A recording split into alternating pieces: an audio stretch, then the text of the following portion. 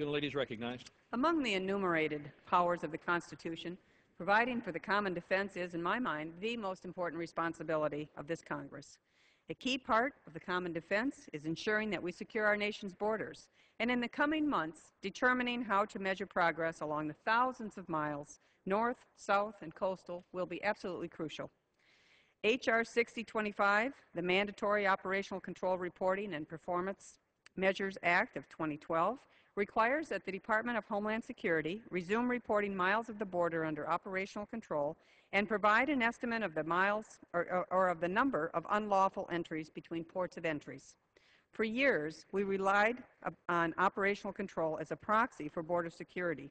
It really became sort of the de facto term of art to indicate how much or how little of the border that the Border Patrol could effectively control.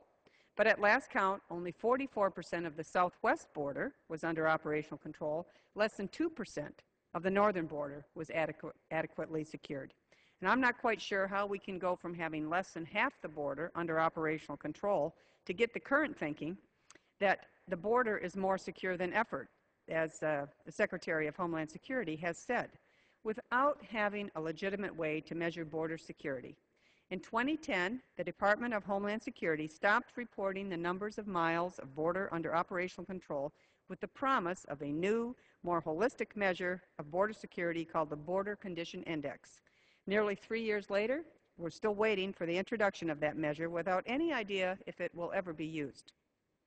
It's time for the Department to provide a suitable measure that adequately captures the security situation on the border, whether that is the Border Condition Index or something else.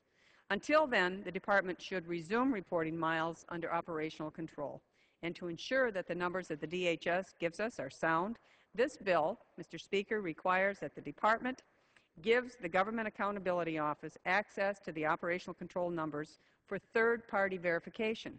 And I fully understand that the leadership of the Department believes operational control, as it is currently configured, is not the right measure to describe security at the border.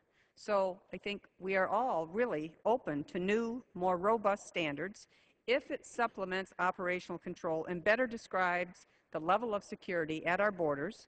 But we can't just take this administration's word for it that the border is more secure than ever without some agreed upon standard.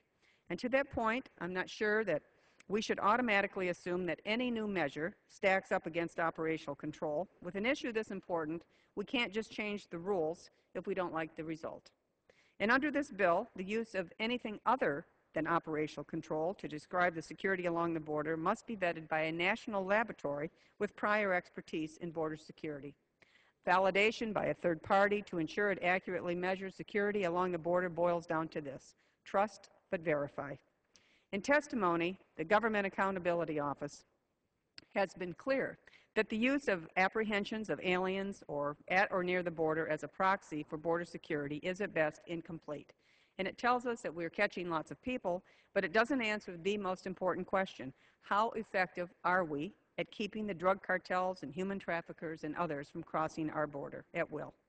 H.R. 6025 asks the Department to address this issue with an estimate of the number of unlawful entries between ports of entry so that the American people can put the apprehension numbers in the proper context and can stack apprehensions against the number of people who successfully cross the border illegally. The men and women, Mr. Speaker, of the U.S. Border Patrol and the U.S. Customs and Border Protection have a very difficult job, and I certainly want to thank them. I'm sure we all do in some very demanding conditions to keep secure our nation. How we determine or measure what a secure border looks like has been the subject of a lot of debate, but the fact remains that the Congress and the American people should have a verifiable way to determine if we are making progress along the border. I would ask my colleagues to support this bipartisan legislation, and I reserve the balance of my time. Gentlelady's time is reserved.